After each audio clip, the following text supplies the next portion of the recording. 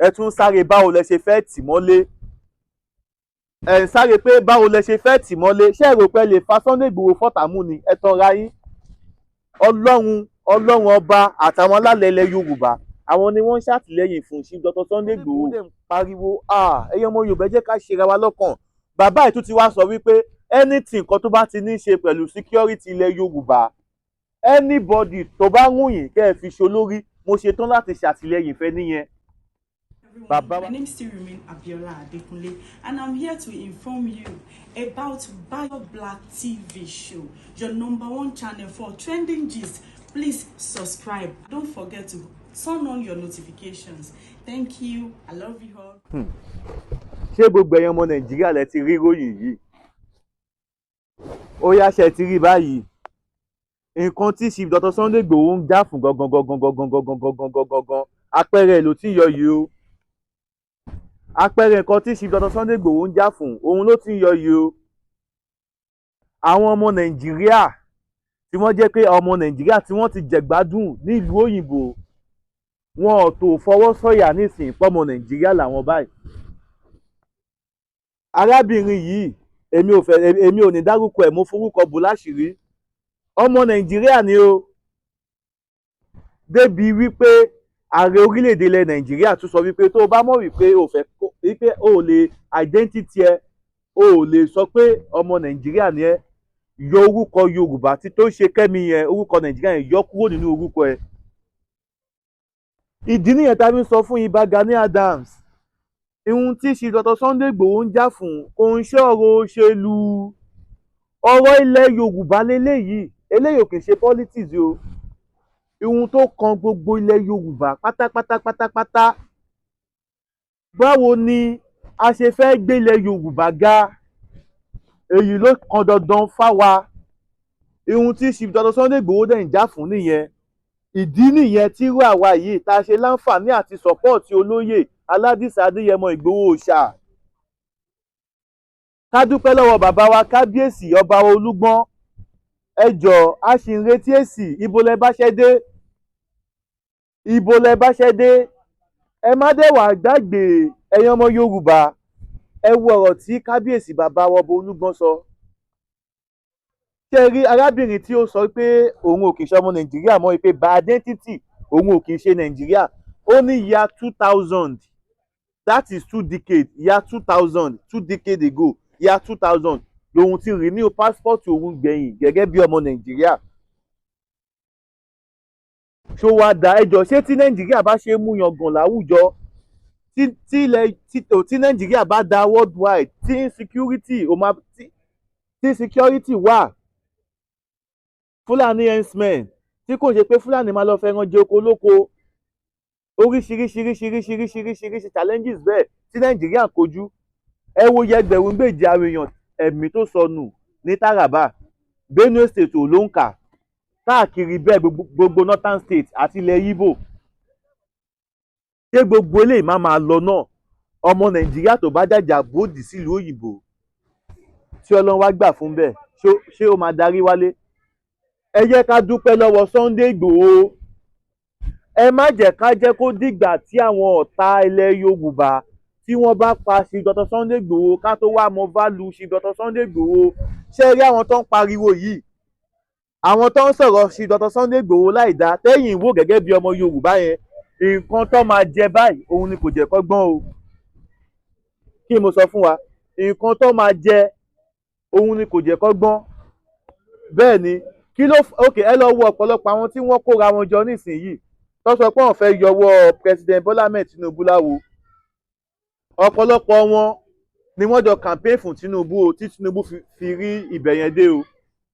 Tinubu wá débẹ̀ tán, ìgbà tí ilá wọn wá fẹ́ máa ga ju onírè lọ, Tinubu ṣẹ̀ǹkì wọn, ó ti wá ń kóra wọn jọ nísìnyìí láti yọ Tinubu ní 2027.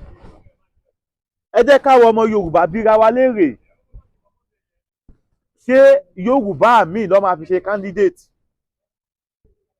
Àwọn tó kóra wọn jọ tó láwọn coalition tó náà fẹ́ yọ Tinubu, ṣé ọmọ Yorùbá ló máa gbé fún? Àsìkò ọmọ Yorùbá láwa yìí, gbogbo nǹkan tó ń jẹ wá ń yà. Ẹ̀yin ọmọ Yorùbá, ẹ jẹ́ ká kíyèsára. Wọ́n ní páńṣẹ́ òfura pánṣájáná ajá òfúra àjàjì sì kòtò bó nílé ò bá fúra ọ sọ pé ó lè lò máa kó o ẹ̀yin ọmọ Yorùbá ẹ jẹ́ kí n sáré gbé yín débẹ̀ Chief Dr. Sunday Igboho ìjẹ́jẹ́ mọ̀ pé Ọlọ́run rán bàbá yẹn sílẹ̀ Yorùbá ní ṣá ẹ jẹ́ kí n sáré dọ́dọ̀ Prophet Olóyè Táíwò bàbá orí òkè àṣẹ àtàgbára tí má padà dé. Mo pàṣẹ sínú ayé ẹni tó lè rí àmì ṣe láti òní lọ lábẹ́ àhámọ́ ogun tí ayé yín wà lórúkọ Jésù agbára Ọlọ́run kó tú yín sílẹ̀. Dádì àti mọ́mì Olúwa rán mi sí yín sà kí ló ń tẹ̀ ń là kọjá tó dàbí pé ẹ rò pé kò sí ọ̀nà àbáyọ mọ́.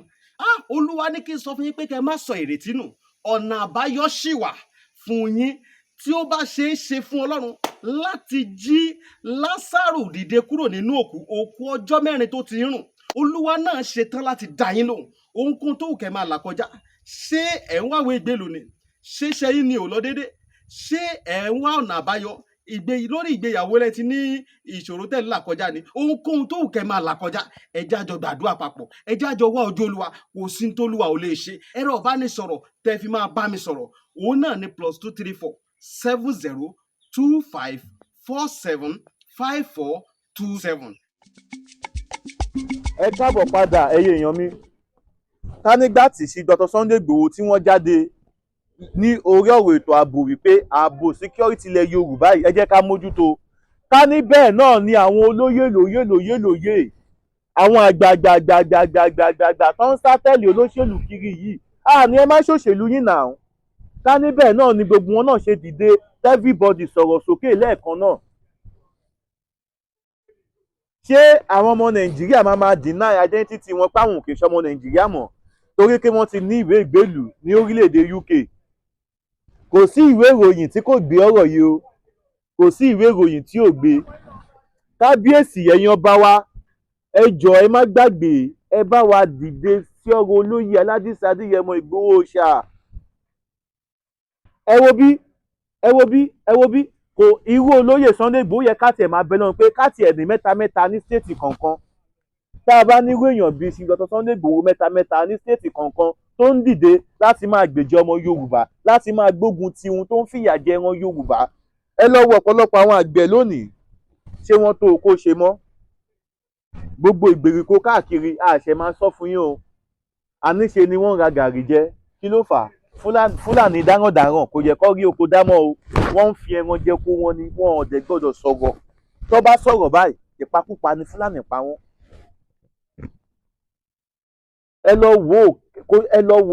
lọ wo àwọn ìròyìn lóríṣiríṣi eléyìí ó jí gbé lọ́tùn èyí ó jí gbé lọ́sìn èyí ó jí gbé lọ́tùn ó di ọba Fúlàní mélòó tí wọ́n jí gbé ní ilẹ̀ Yorùbá ẹ wo iye ọba ilẹ̀ Yorùbá tí wọ́n ti palẹ̀ mọ́ ẹ̀ ẹ wo nǹkan tí ojú kí ló ti ń pe orúkọ youth president àwọn Afẹ́nifẹ́re yìí ìgbà tí wọ́n kidnap ẹ̀ ní ọjọ́ kìíní àná àwọn wo ni ó wà nídìí ọ̀rọ̀ ẹ̀ àwọn wo ló jí gbé ṣebí Fúlàní náà ni wọ́n bá ń bẹ̀ ṣebí Fúlàní náà ni wọ́n bá ń bẹ̀ ṣebí Fúlàní náà làwọn tí wọ́n jí gbé tí Chief Dr. Sunday Igboho dẹ̀ ń pariwo ẹ̀yin ọmọ Yorùbá jẹ́ ká ṣera wa lọ́kàn bàbá ẹ̀ tún ti wá sọ wípé anything kan tó bá ti ní í ṣe pẹ̀lú security ilẹ̀ Yorùbá anybody tó bá ń wùyìn kẹ́ ẹ fi ṣolórí mo ṣetán láti ṣàtìlẹ́yìn fẹ́ níyẹn bàbá wa kábíyèsí ọba Olúgbọ́n wa ní àwọn máa recommend Chief Dr. Sunday Igboho